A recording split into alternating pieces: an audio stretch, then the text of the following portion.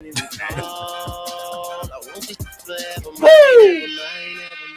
And we are back right here on the Real 1100 AM iHeartRadio, taking in all over the world. All over the globe. And it is a Big Scoop Thursday, and I got a big show for you today. I got a big guy. I mean, this man has been developing the economy over there on the south side of Atlanta for his entire life. Yeah.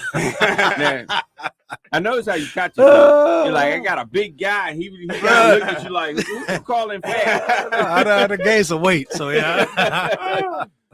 Lord have mercy. Joining us today from Urban Pulse, Mr. Christopher Pike. What's up? What's up? Glad to be here, man. Thanks for the invite. It's always a pleasure to sit down and be able to talk about the South Side. And so glad to be here to really just pump up the stuff that's going on and spend a couple of hours with y'all, or hour, I guess, with y'all. Oh, yeah. Yeah. First of all, let's get something off the table.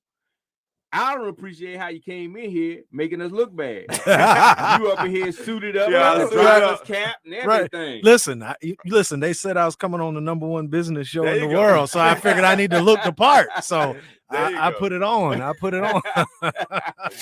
Oh, man. Ladies and gentlemen, let's go ahead and get these announcements out of the way real quick. If you are out in the Smyrna area, I want you to go visit all my friends over at Titans Fitness, world-class training facility, fitness programs, nutrition, and no McDonald's, Jeff. Hey, you got to let the McDonald's go, Jeff. I heard that the fries actually help your metabolism. It helps you slow down a lot. But if you do want to get a free training on me, you can visit right there online at titans.net, or you can visit them at 1834 South Cobb Industrial Boulevard. Go and ask to speak with Rachel Stuckert from Impact Fitness, and she will give you a training right here on the #1 rated business show. If you're out in the Douglasville area and you want to stay looking good, want to stay looking fly, like I need to go visit my guy tomorrow, I want y'all to go visit Studio 1211. You can call, schedule an appointment right there at 770-485-6772. Or visit them right there at 6405 Fairburn Road, right there in beautiful Douglasville, Georgia. That sounds good. And we got a lot of work going on out there, too. A lot. Really? So much traffic. But no, thank you so much for joining us in studio today, Mr. Pike. I know it's been a while since we've been able to kind of sit down and talk, because I know you've been over in the city of South Fulton doing all that work down there that you did. Right. And I mean, Lord, that South Fulton is going like crazy, brother. It is. Yeah. Like, ever since they got their cityhood, it's just been boom, boom, boom, boom, boom. That's all you hear about now. Soul food, soul food, soul food. Yes. Yes, Lord. Well, I tell you, I tell everybody that South Fulton's one of the fastest growing cities, not only in the state, but in the country. I mean, when I was there, we were building about 1,100 single family homes a year. So if you think about that, that's phenomenal growth. I mean, some cities only do maybe, 20, 30 new homes a year. So to be able to see that amount of growth. But I tell everybody, man, the future of Metro Atlanta is on the south side. Everything south of I-20, I mean, that is really the future. Because, Gwinnett County, I mean, how many more people can you squeeze up there? Yeah. It's like they're going to have to take 85 and make a whole nother highway. You cannot get up or down 85 any time of the day going to Gwinnett. It's crazy. Right. So I don't know why nobody want to live up there. That's the truth.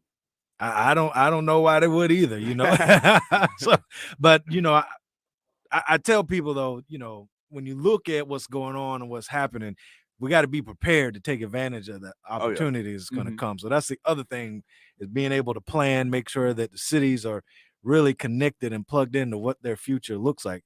Because the worst thing you can happen is have development happen to you and you not participating in it. Oh, yeah. And I tell that from folks who live here. You have folks who've lived on the south side 30, 40, 50 years, generational folks, and you don't want development to happen to them. If you look at some of the stuff that's going on in Atlanta with gentrification, stuff like that, that's just because you didn't have right policies in place to address that stuff. We all knew it was coming, but you got to have the professionals sitting there saying, hey, we need to address this stuff. We need to make sure that we're not pushing out people who help build this community. And so I think that's one thing that, folks need to look at on the south side is, hey, how do we address this growth that's coming? Because everything that I'm seeing, all the information I'm reading, saying that city of Atlanta or Metro Atlanta is going to grow by 1.3 million people by 2030. So think about how that's not but what, like 8 years from now, something like that. Exactly. That's a lot of traffic, right? But tell me this, why is it the south side has become so attractive? I mean, don't get me wrong, you got the airport down there that brings a lot of jobs. But why the South Side? That we see this big emergence. Like everybody want to be on the down here in the South now. I think it has to do with the professionals. So if you think about it, 5-6 years ago, most of the cities on the South Side didn't have economic development professionals. No, they did not. So, and what happened is once you started getting those professionals, what I told people when I walked in the door was, we're going to control our narrative. We're going to tell our story about our community the way that we think it should be told. And I think that started resonating with people. So once you control that narrative, you start telling that story over and over again, and then you start bringing people down, telling them how great the South Side is, then it starts to resonate with folks. And I think that's what you're starting to see. You can't underestimate the importance of having folks at the table that know how to position your community to win. And so I think that's really what you're seeing. And so all of these communities now understand that that's how you get growth. That's how you get responsible growth. And that's how you get desirable businesses, because everybody knows the people who were playing in the South Side were playing it for warehouses and industrial. And you're starting to see that narrative change a lot, because now folks are saying, well, we want the same thing that folks in Alpharetta have, and folks in Roswell and Sandy Springs. And so that's when you're starting to see that type of development come on the South Side. But it took time. I mean, you have to sit at the table, talk to developers, and get them to understand, like, listen, this is our expectation, and you have to come down and meet that expectation. How can a community get involved in knowing what's going on and helping create the narrative for their community? Because a lot of times the community will find out about it after it happened. I mean, there's nothing they can do about it, and they don't know actually where to go to find out, or who to contact. They basically go, hey, it's time to vote. I like this guy's shirt, I'm gonna vote for him. I mean, they don't even know what's going on. Especially on these smaller elections, for real. Because a lot of times you don't know who the people on the ballots are. Yeah, that's true. And listen, I tell people all the time, citizens have a responsibility as well in this whole situation. They have to be plugged in, and there's too many avenues not to be plugged in now. So back in the day, before you had social media and the internet and all that, I mean, you had to read and find a little meeting notice.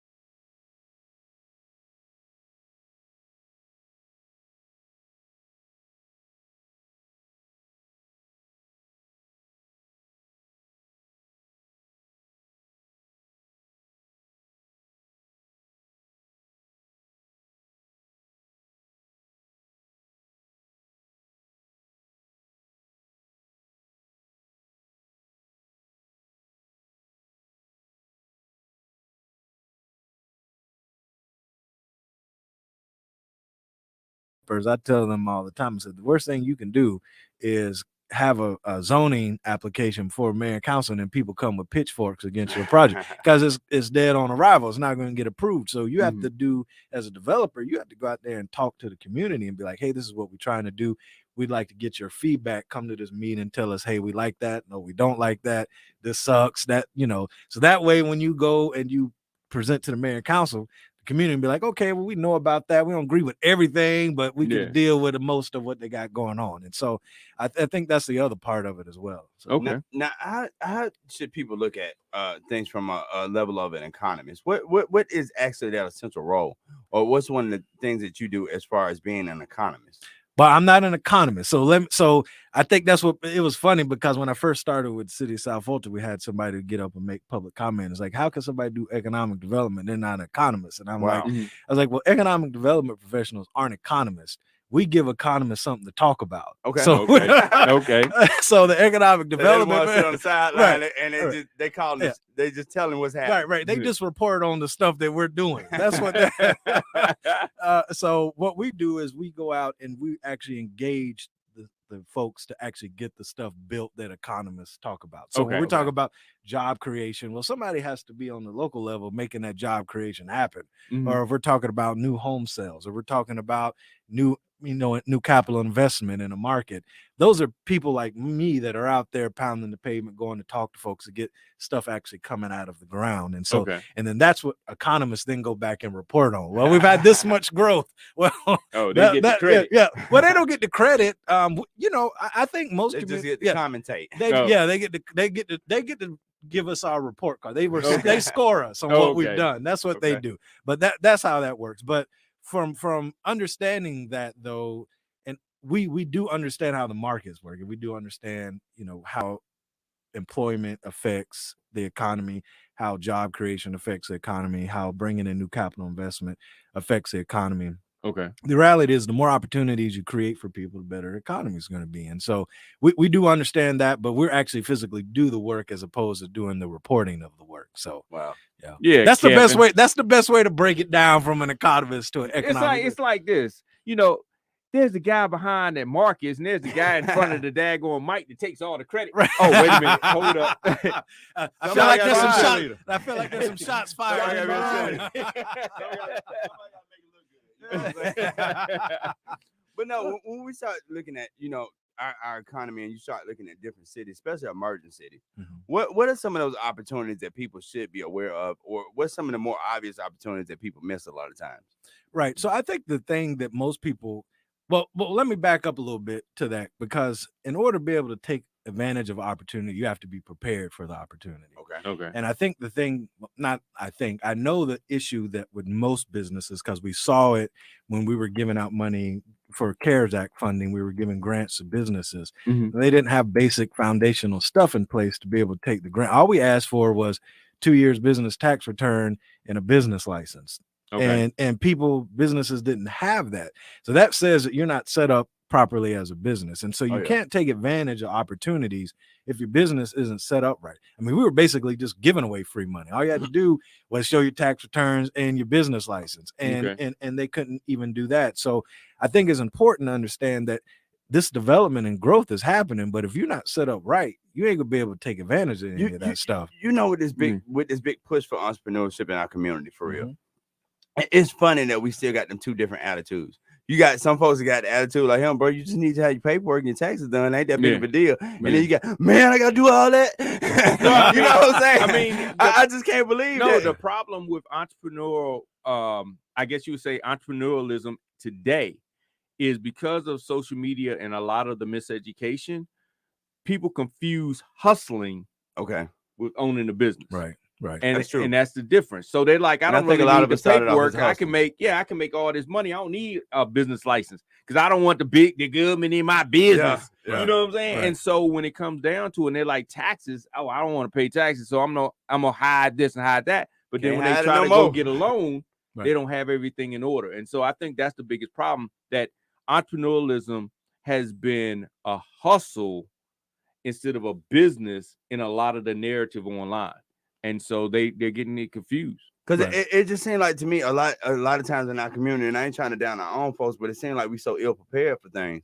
Because it's like other races and stuff, they go start their own businesses. They start from marketing plan, business plan, strategy, business licenses. But who do you listen to? The market. No, but check it out. Who do you listen to? The problem is a lot of our businesses, we listen to people on social media and we get entertained, not informed.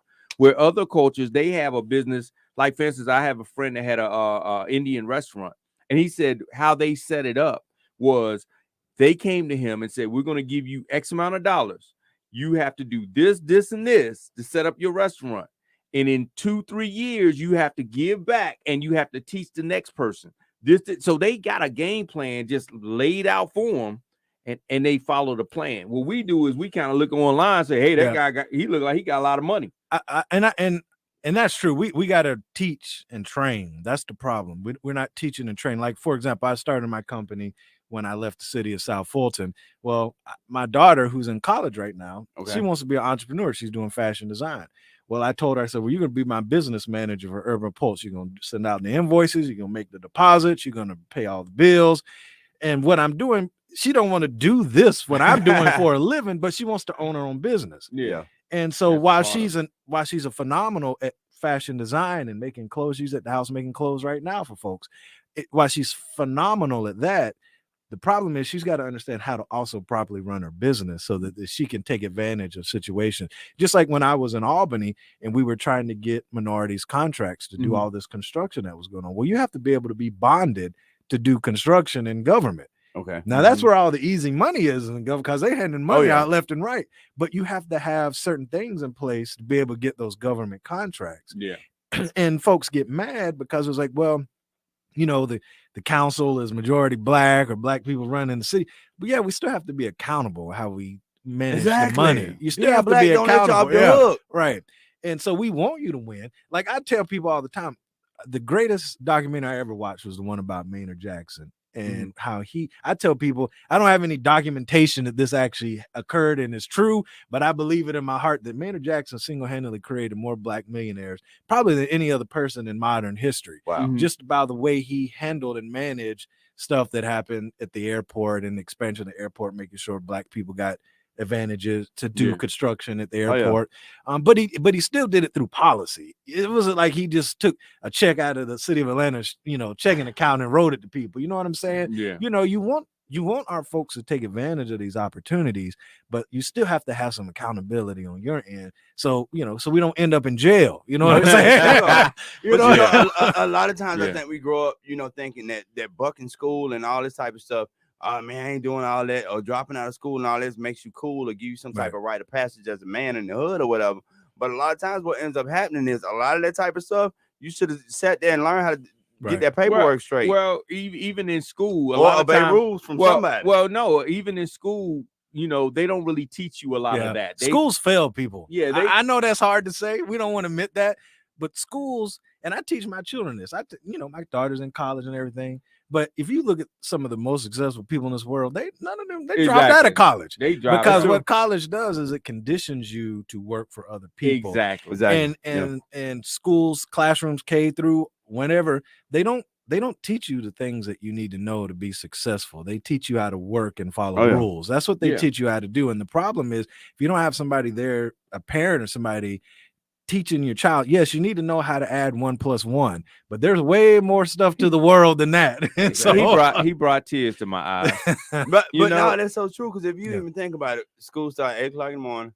They let you go around about 3 something. You know what I'm saying? College, your first stuff started about 8 o'clock in the morning. Check it out. The most interesting thing is, I don't know about y'all schools, but how many schools taught you how to even balance a checkbook? Right. Not one. Let alone a financial statement or anything of that nature. Right. But I got to push back on that because I've really, really thought about it, especially being a parent myself. Yeah. I don't think I want them teaching my kids that type of stuff. Teach them what they need to know. Give them the basics, the history and all this. Let them get past the driver's test and all this. Daddy got it. I don't want y'all teaching But see, that's you're an active parent in that aspect, and you're an entrepreneur. Think about it from a parent that is a 9-to-5er and they're just keeping their head down, waiting for that pension. See what I'm saying? So they're not teaching you entrepreneurial skills. They're just like, hey, just get good grades. Oh, yeah. Be accepted by your teacher. Your teacher says 1 + 1 = 10. It is what it is. I don't care what you think. Right. Don't think for yourself. That's why they took critical thinking out of college. They don't want you to think for yourself. Trust me. So, no, but listen to this. I always say this. There is a game. Now, there's ones that don't even know it's a game. Mm-hmm. There's ones that know it's a game but don't know the rules to the game, don't know how to play it. And then there's ones that actually know it's a game and they make the rules to the game. Oh, yeah. The problem is a lot of us are listening to people that don't even know it's a game. Wow. So they don't even know I need a business license. They just think I can just set up a website. You still think your friends are here for you and all that. And I can make money and it'll all work itself out. They don't know, like you said with your daughter, that the majority of your business is doing things that you don't even like doing until you hire somebody to do those things. And it's overwhelming when you like, oh, I got to balance my books. I got to do this. I got to do that.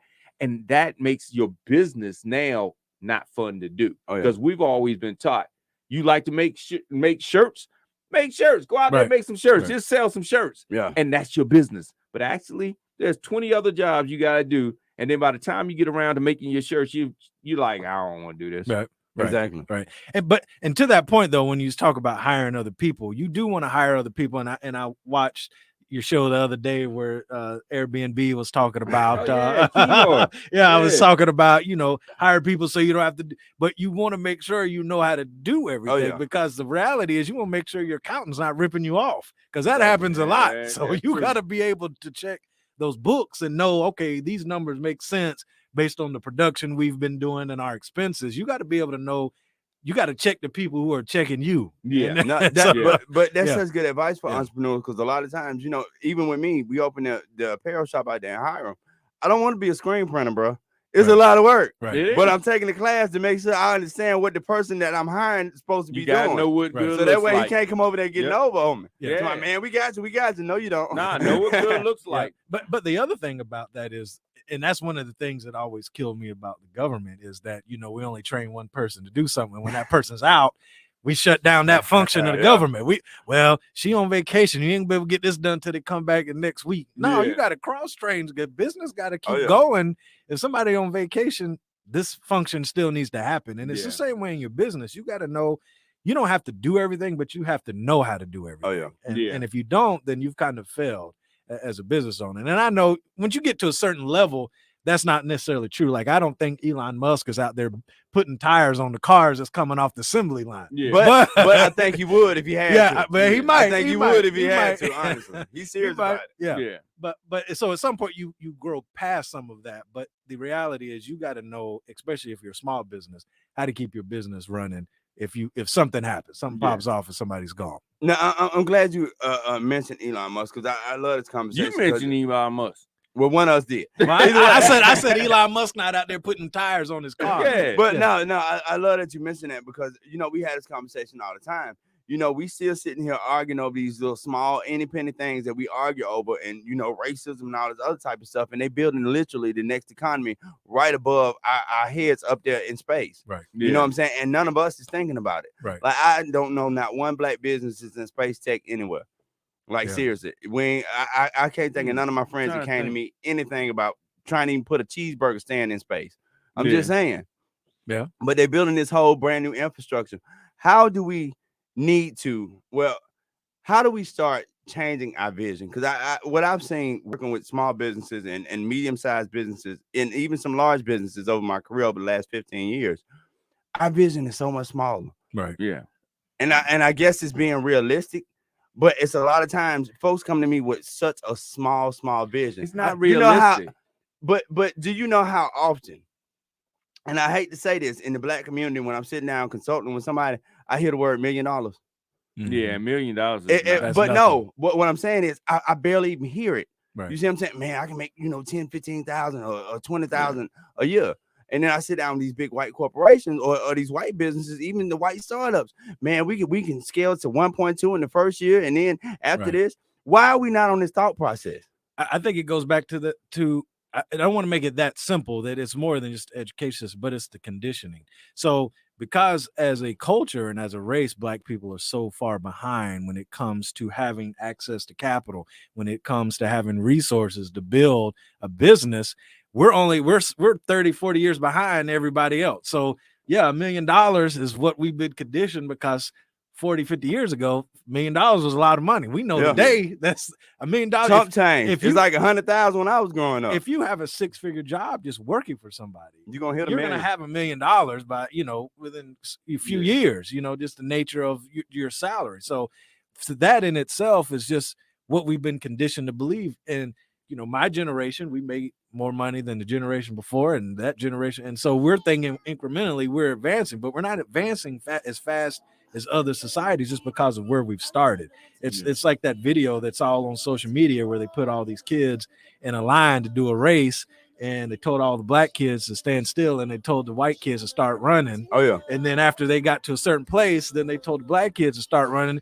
and they're trying to catch up, but they're so far ahead that they're not going to catch up. And so that's kind of how we are from a societal standpoint and access to resources. We're going to hold it right there. We'll be right back right here on the Real 1100 AM iHeartRadio, checking in all over the world. We'll be right back with the one and only Christopher Pike. I am KC Pride. And I am Mr. Marketology. We'll be right back after this. Since I've been single, side chick wanna be me chicken. Dodge your call like the Matrix. Dodge your call like steady on top. Better believe They keep praying on my fall, y'all better believe I'ma die on top. Better believe. I just watch my ops team up, y'all better believe. It's the Rockstar KC and Mr. Marketology. invite everybody to join us at our brand new time for the #1 rated morning show at 10 a.m. in the morning. live on the Real 1100 AM and iHeartRadio all over the world. And that's Monday through Friday. Woo! When news is breaking, you need to be connected and need to know what's going on. You want local coverage because that's where you'll get the real story. When it comes to sports, you want local coverage of your favorite pro and college teams because they've got the inside scoop. The iHeartRadio app gives you local coverage from over 1,500 radio stations across the country, keeping you informed. And best of all, the iHeartRadio app is free. Download it or go to iHeartRadio.com. Tune your radio. Tune in. Now, you can tune into this radio station on any smartphone or tablet. iPhone, Android, BlackBerry, Nokia, Samsung, Windows phones, or whatever you have. Download the free TuneIn app from your phone or tablet's app store. Tune in with music, sports, news, and comedy from over 70,000 radio stations around the world, including this Beasley Broadcast Group station. Check it out at tunein.com or your app store. What up, y'all? It's your boy Rodney Perry, comedian extraordinaire, and I'm rocking with my boy KC Pride on the #1 rated business show. What?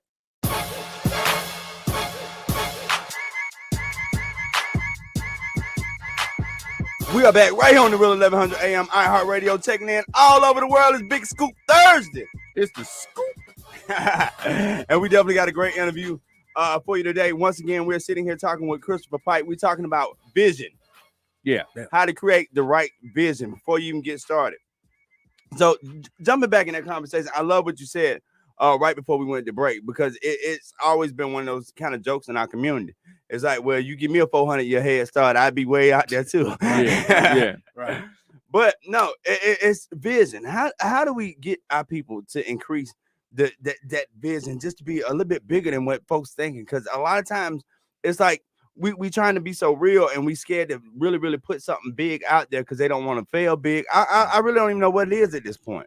I can't do nothing that small though. Yeah. I think from what I see is it's fear. So again, we've been conditioned to think, well, you go to college, go to school, get you a good job, 9 to 5. I mean, I just left a good job, making more money than I ever made. But the reality is you're never going to be more than that job. And so I think what happens is we get conditioned to think, well, this is what we're supposed to do. And then we get, life happens. You have kids, you get a mortgage, you have car payments now. So now you're stuck. Yeah. And so you don't want to jump out there because of the fear of failure. And so we've just been conditioned to think, well, this is what we're supposed to do. And there's so much more to that. And even if you get conditioned to that, again, just like you said, knowing your awareness, you need to know, like, okay, I've been conditioned for this, but I don't want my children to be conditioned for this. Wow. And I think that's the thing that, you have to be understanding where you are, because sometimes we're in situations that we just can't get out of, because, I mean, at the end of the day, you got to have a place to live. So you got to have money to pay your mortgage or your rent. So what I found, honestly, it don't matter how much you get paid as far as income, whatever your check is, before you know it, you're going to outlive it. Yep. Like, seriously. And they're only going to pay you enough to make you keep coming back to work every day. Oh, yeah. Yeah, what was that mean, that your job pays you just enough for you not to quit, and you do just enough for not to get fired. right. Or no, they pay you enough to make you forget your dreams. I think that's what it was. Yeah. And so again, just that mentality of you got to come and show up for a check and do the minimum work. But I tell people, what I tell my kids all the time is like, listen, I said, just like when I left. Mm-hmm. A week later, they posted my job. If I died, they would have posted my job. If I left, they would have posted my job. And there's no benefits for my children past my being alive or being present at that job. And so when you talk about entrepreneurship and stepping out and not living by that fear, you want to create something that if I die now, at least my children have an asset that they can then sell, that they can then live their life after I'm gone. And I think that's the mindset that we need to get into. And, quite frankly, I mean, we're having an honest conversation here. I hear a lot of Black families be like, well, they're going to have to get their own stuff. I got mine. And there's no talk about generational wealth. And that's really the business that I'm in. I do other stuff, but you know, I grew up dirt poor. Like I've lived in homeless shelters before. So my thing is, let's stop this cycle. Let's create some generational wealth. Just like when you tell your kids, oh, well, they're 18, they need to go out and get their house. Well, my daughter's upstairs in her room right now, because I don't want her to have to be like, oh, I need to go out and do this so that I can make money to pay my rent. No, you get yourself established, get yourself where you can do some impactful things that are going to build a future for you and your children. And then that's kind of the mindset and the posture that we need to have and we need to take. And I just don't think we do that enough. No, that is so true, because even with me, when my father passed away, he left me with $10,000. It took $9,000 to bury him and $1,000 feed everybody. So you better than me, man. You better than me. That's all legacy I got. Yeah, you better than me. My dad passed. We didn't get nothing. My mom just told me this is what's in the attic. Take what you want. Yeah. Wow. But now we definitely have to start thinking on that level, because too many times we don't get that jump in life, or our kids don't get that jump in life that so many other folks, got. Right. And I think also we need to change first of all, two things. One, we need to be observant. Like you mentioned before, when you look at successful people and you start looking at their documentaries, which we don't do because we're looking too much at music videos, you look at their documentary and look at their path and dissect their path and say, okay, if I want to be successful like them, here's some successful clues that are left to be so. Right. When you look at them, most of them did not go to college and go get a 9-to-5 job and work 20 years and then all of a sudden retire and then say, okay, I'm going to now start this business. No, they didn't. But the problem is we listen to other people say, this is what you should do. And then when you start saying, well, how many people did that and was successful at a level that I want to be? Exactly. We don't do that. So we need to be more observant, first of all. And then second, we need to surround ourselves with people that can give us that vantage point, that perspective. If you're actually going to some of these networking events, like with commissioners and things of that nature, and you start hearing their conversations, now you're getting into a new environment. So you start seeing different things. The problem is we want to hang out at networking events with the club and blah, blah, and we're hanging out with people in the same pool that we're in, trying to tell us how to get out the pool and be somewhere else. Right. Yeah. One of the greatest quotes that I've ever heard, and it might have been some social media stuff while we're talking about social media, but if you're sitting in a room or you're in a room and you're the smartest person in the room, then you're in the wrong room. Yeah. And so I think that's the thing. We get so caught up in, our insecurities that we don't want to go and associate with people who know more than us, who are bigger than us, who might be better in us in something. I'm not saying no one's better than anybody. Why we do that though? Like, serious, because I remember back when I was a little bit younger or whatever, and it just occurred to me one time. I was sitting there, I was talking to a group of doctors, and it was like, why do I feel intimidated by y'all? Because at the end of the day, I'm not fixing to go in your operating room and do nothing, but you ain't fixing to step in my lane and do nothing either. Right. You know what I'm saying? I'm the king of marketing and branding and all this type of stuff, and you the king of being a doctor. You know what I'm saying? Yeah. Right. So why do we feel that way when we get around our peers or get around more successful people? I think a lot of it goes back to the conditioning. Yeah. We've been conditioned to be accepted. I mean, literally, most of our lives, we're striving to be accepted by somebody else that has no impact on our lives. Right. Wow. And that's why. But and that's true. But it's funny because last week I was in a situation, a conversation with somebody, and you're thinking, I'm like, well, here I am. I'm 43. I feel like I'm a kid, like listening to these folks.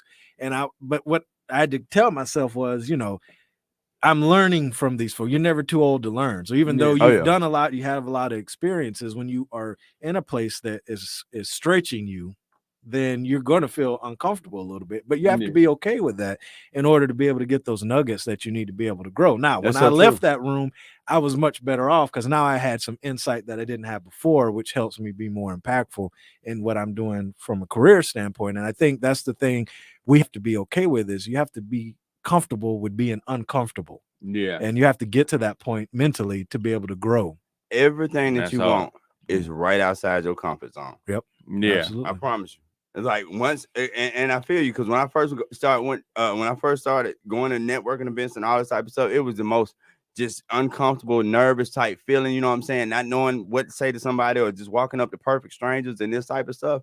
And a lot of times, a lot of my friends let me down. They didn't want to go. Right. I ended up having to go by myself. Yep. But here we are 10, 15 years later. You know what I'm saying? Right. It's a much different story. So a lot of times you got to get out that comfort zone and just keep pushing. and until you feel comfortable. And then once you start to feel comfortable, guess what?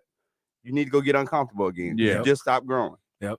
So what are some of the things you've done to actually position yourself with some major players, especially in a federal government, corporate setting? Because a lot of times that's a different game. Right. We want to go in there and be authentic, which you should be authentic, but we don't understand that the language is different. The game is different. How did you position yourself in a way or get to those tables? Good question. Yeah, that's a great question. My questions are good. That's a great question. He So said, like I be saying, I know some dumb stuff. he was like, man, you had an epiphany. Wow. That's your one good thought for the Yeah, week. He actually got a brain. No, so what and it's funny because I do a Wisdom Wednesday video, and I talked about this today about building your personal brand. Okay. And I think really that's what it stems from. I tell people all the time, there's nothing special about me other than I just live my purpose, and then I go out and every day operate in that purpose. And I think people attract to you. And he light skinned, Joe. I'm just putting it out there for you. And he light skinned. That's right. Light skin helps a little bit. He's only light skinned because it's cold outside. Listen, I did go to Puerto Rico a few weeks ago. I got dark. I got real dark. But that's funny you said the light skin. I would tell a quick story and I'm gonna get back on it. My friend, my best friend, he and I sold radio advertising. We actually worked for Clear Channel, now iHeartMedia. Wow, okay. Back in Albany, and we sold radio. And he's short and dark skinned. I'm tall and light skinned, and I always dressed. I didn't always wear a 3-piece suit, but I always had on a tie and some pants and stuff. Yeah. And every time we would go somewhere together, everybody would talk to me and they would never talk to him. And so one day he's like, Pike, you know why they do that, right? And I was like, nah. He's like, because you light skinned and I'm not. And I was like, man, come on. But in your mind, you don't even think about that. But then I started paying attention and that stuff is true. But wow, it is true. It is. No, I'm just giving you a hard time. I'm giving you a hard time. No, but back to the point. So I think when you operate in your gifts and you become a subject matter expert, I think then that opens up doors for you. And so I'm able to be invited to places that I would not have gotten into if I didn't operate in my gifts. And I know that sounds very simplistic, but I tell people all the time, I would do what I do for free if I could figure out how to feed my kids. And I think that resonates with people. And so you get into these doors that you wouldn't normally get into. And so I think if you don't try to fit into something that is not your purpose, then you those doors open up for you. But then again, being accountable, like people know, like when they come to the city, like there's people who did business in the city of South Fulton specifically because I was there. Wow. And that they knew that I was going to do business a certain way, that they were going to get taken care of. And that resonates with people. When I left the city of South Fulton, I had mayors from other cities reach out to me saying that, we hate that you're leaving the city of South Fulton because you weren't only just good for the city of South Fulton, you were good for the region. Wow. And so when that resonates, that also opens doors for you. And you just have to be intentional about the work that you're doing. It doesn't matter what you do. If you're marketing gurus like yourselves, if it's like my daughter who's in fashion design, making clothes, if it's economic development, is when you live in that purpose and you operate in that and you maximize that, people are going to recognize that and they're going to want you at the table. And that's really the way the doors opened up for me, was just being authentic to myself and living in my purpose. Now let's talk about the authenticity, because a lot of times I think some folks kind of mistake that. Because I act a fool on the radio and all that type of stuff, and we joke, we have a lot of fun. But when I walk into a boardroom, I act like I'm in a boardroom. Right. Yeah. You know what I'm saying? And I don't think that takes away from your authenticity. No. I don't get to sound like a white person at all. But in the same breath, I give it the respect that the situation gets some days. That light skinned hate boy. Yeah. They say you look like him almost. You look like him brother. Excuse me. And this is how But seriously, what does that mean for so many folks? Because everybody, I think, in this day and age is really trying to figure out, all right, how do I show up and be my authentic self, right? And not feel like I'm selling out and this type of stuff. So this is what I tell my children. So this is parenting advice, and so my daughter, she listens to music, and of course that's not I asked her, I said, do you have anything that's not talking about sex and drugs? She says, there's anything y'all got. Not if it was made in the last 2 years. Right. And so that's her playlist. But I also know that she has a playlist of all the stuff I listen to. Like Wow. Biggie's my favorite rapper. Okay. She got Say it again. Biggie. She got a whole. Play that Biggie for him. Look, we played Biggie the other day. Kevin didn't even know who it was. On the anniversary, Yeah, March 9th. See, you got Bruh. bad parenting. My daughter got Biggie's shirt. She got playlists. My daughter like Tupac. Right, see, that's all right. My daughter like I Tupac, like bro. Tupac, but I was like, that's Biggie. He talking about what's this mess y'all playing on the radio? Oh I'm like, man, that's mess. Biggie, KC man. said that. That's one of them deep cuts, bro. That was a deep cut, though. That nobody heard that. Boy.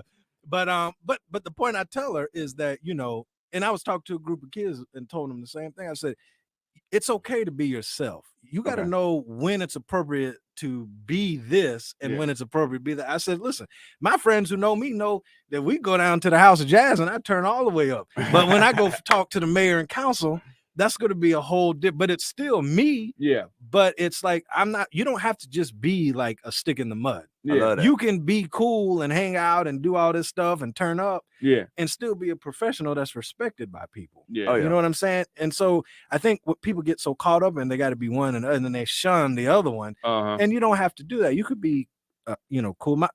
It takes my best friend to tell you, he's like, Pike, thing I like about you is I could take you to the outhouse, you're gonna be okay, or I could take you to the White House, so you're gonna be okay. Either way, you're gonna be fine. So I'm fine on the farm, I'm fine, at the most powerful house on the planet, I'm gonna be good. You know what I'm saying? But you have to have confidence in yourself and be comfortable with yourself to be able to function like that. And people know, like, man, I reached out to some of my former coworkers when I left the city, because everybody at the city is like, man, this dude professional is all good at. But then when I started reaching out to some of my friends on the social, my coworkers on the social thing, it's like I kind of saw some glimpses, but I got some glimpses because I was like, man, you ever hang out on Old National Day? It's like, no, that's not my. I was like, man, I like a little ratchetness. You gotta know how to fuck. Like it's funny because I used to go to the most ratchet places in a 3-piece suit. Everybody look at me like, what are you doing in here? It's the Poe. But people I would tell you, one time I was doing a community, but we were building a park in Albany, and they had the sheriff department brought some of the inmates in to help do some of the building. Okay. And I knew one of the guys. Now I was on the city commission, city council in Albany. And so when we were eating lunch, I went over to sit with all the inmates, and I was talking to them. I was guy I knew. We was just talking. We just chopped it up the whole about an hour and a half, and all these people kept coming over talking to me. All these important people, and the guy said to me, he was like, "Man," he was like, "I just want to say thank you." And I was like, "What you mean?" And he was like, "Man, you sit down here and ate lunch with us." He's like, "All these important people came over talking to you." He's like, "You weren't embarrassed to sit with us." I was like, "Let me tell you something. We all do stuff in our life. We all hit some bumps in the road, but at the end of the day, we're all people." And I said, I don't care what these folk think about me. I was like, I am who I am. I'm not going to shun you. I knew you way before, you went to jail. So, I still know you even though you in jail. Like, I'm not going to be that person. And I think that resonates with people, that authenticity, that it's just always going to get you to where you're supposed to be if you're just true to yourself and real with people. Now, I want to give you a purpose question in regards to finding your purpose. So often we look at our purpose based on what makes a lot of money. Right. Somebody like, I did this because that was my purpose. And then you say, okay, what if you made no money doing it? Right. How do you actually be true to yourself and say, this is my purpose and this is why I do it? I will tell you, when you operate in your purpose, the money will come. When I left Albany and went to Villa Rica, where I first started as a Main Street manager, I was making $45,000 a year. Wow. That was in 2015. When I left the city of South Fulton, I was making 6 figures. So from 15 to 21 or 22, I increased that much in salary. So every year I was increasing $15,000, $20,000 per year. Because when I went to Villa Rica, I was Main Street manager. Then I got a promotion to downtown development director and tourism. Then I became the economic development director, and then I got recruited to come over to South Fulton, and then I got a promotion in South Fulton. And that every year I was making more and more money. Now this year that I'm in now, because I started my own business, I'm gonna make less money. And but you go into it knowing that when you first step up, but it's going to come because I'm operating my purpose. The money follows the purpose. When you're doing what you're supposed to do, the money's going to come. Now you have to work. Now you have to work. I'm not saying, oh, well, I'm just doing what makes me feel good. Money's going to show up. No, you got to get, like, I gave City of South Fulton more than 40 hours a week. Yeah. You know what I'm saying? So you have to do more than what is required in order to track that. But like I tell people all the time, I mean, Mondays were like Fridays for me. I loved what I did so much that every day was a Friday. Yeah. So Now, how do you rewind the clock back to when you was making 45 a year? Because see, when you're making 45 a year, unless them bills start piling up, how were you 45? Yeah, well, how was you, like, yeah, this still is my purpose. I know I'm not making the money now, but this still is my purpose. Because a lot of times, it's like you're one pitch away from that breakthrough. Right. But you're like, I'm looking at it now. Maybe this is not my purpose because I'm not making the money right now. Well, I tell you, it was rough now. I mean, I lived in Atlanta making $45,000 a year. It was rough. But, there were people there. Like, so, for example, my brother and I were roommates. Mm-hmm. Well, he had a good job. So he was picking up a lot of the slack that I couldn't do. Yeah. Because he knew where I was in that season. Yeah. And then we got to a point where our roles kind of changed. Yeah. But the point of the matter is, I didn't eat necessarily what I wanted to eat, but I didn't starve. But you ate McDonald's. Yeah. He ate McDonald's, KC. I didn't have. He did it because he had to. I had to. Not by choice. I had the little, old broke down Ford Taurus, but hey, I got back and forth to work every day. You know what I'm saying? So you have, and then.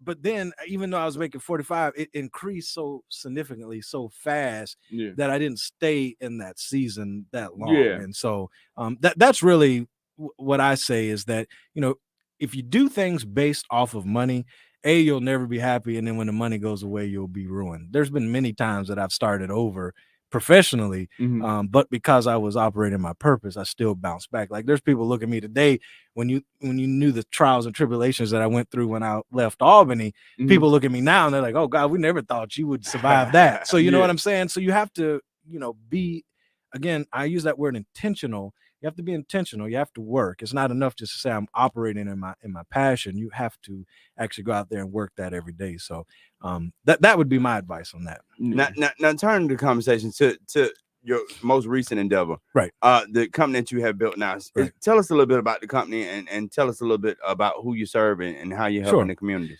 So Urban Pulse is we help do economic development planning. So master planning, strategic plans around economic development, government services. And then we do on the private sector side, we help developers understand what the needs are in a community, help those developers get through that red tape, help them get to a council meeting without pitchforks from the citizens. And then we do the real estate side of that. So what I'm doing is basically the same thing I was doing for the city of South Fulton. I just get to do it for more people now. And so we are in the process of, we started this company in February when it came back from Puerto Rico. And so we're in the process of getting some contracts in place and things. And we got some cities that we're getting ready to announce that we're working with. But what we do is help them.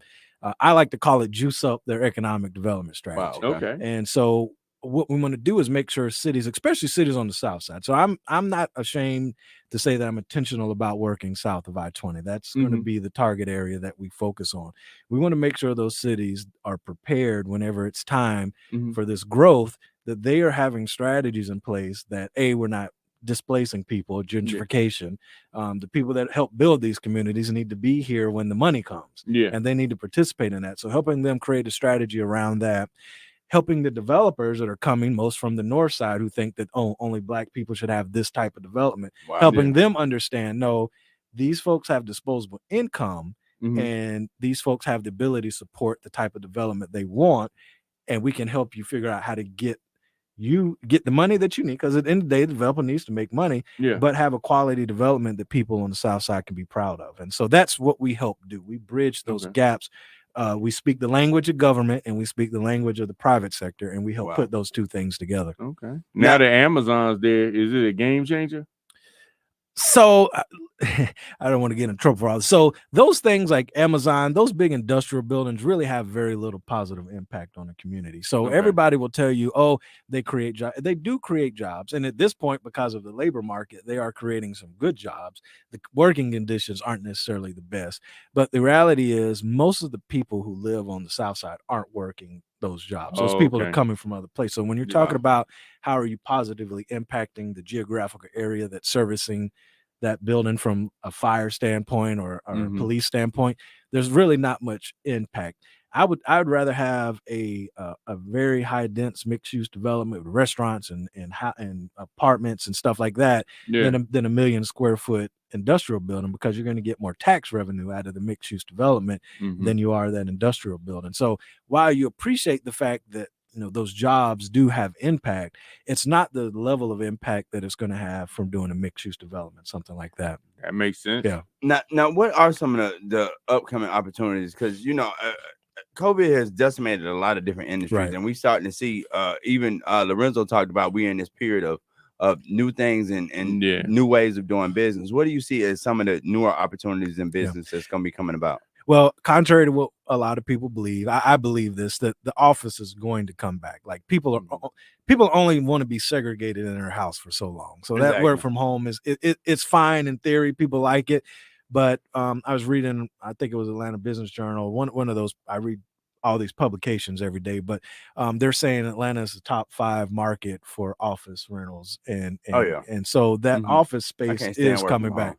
Yeah, I mean, I do it because now I don't have an office to go to, but but it's a good way to save money. But at the end of the day, you end up in this cycle of you feel like you should be, anytime you got free time at home, you feel like you should be down in the office working. So that's going to come back, and one of the things that is a market that's really underserved on the South Side is Class A office space. Wow. And so I'm working with a developer now to bring some Class A office space to the South Side. Because there's such a need. And I have people ask me all the time, when I was with the city, they would call 2 or 3 times a month. Hey, I need some office space. And I was like, well, we don't have any on the South Side to give you, because all they're building is industrial. So I think that if you're trying to get into this market and you want to do something that's going to generate some revenue, I think pretty quickly, Class A office space is going to be that's true. Any mixed use development, because what's happening is the developers that are coming from the north side, they want to build garden style apartments with a little strip in the front, retail. We need some real true mixed use development. And so I think anytime you do that, you're going to attract, because I get calls all the time for restaurant space. Well, we don't have any restaurant space because there isn't any being built on the South Side. So if you think about every time you have what we call second generational restaurant space, which is a restaurant that is closed and has the hood vent and everything in it. I mean, that thing gets leased within weeks of the other business closing. So there's such a demand for it, but nobody's building it. And so I think if you have folks that operate in either one of those spaces, they're going to kill it, because there's just so much demand and so many people looking for the space. So as developers, we can just go in and literally build just restaurants in the hopes that a restaurant's gonna come in and lease this place for us, because a lot of times you kind of think of it in a different manner. You kind of think that the restaurant itself comes and put all that development together. Well, most of the time, restaurants are getting to that.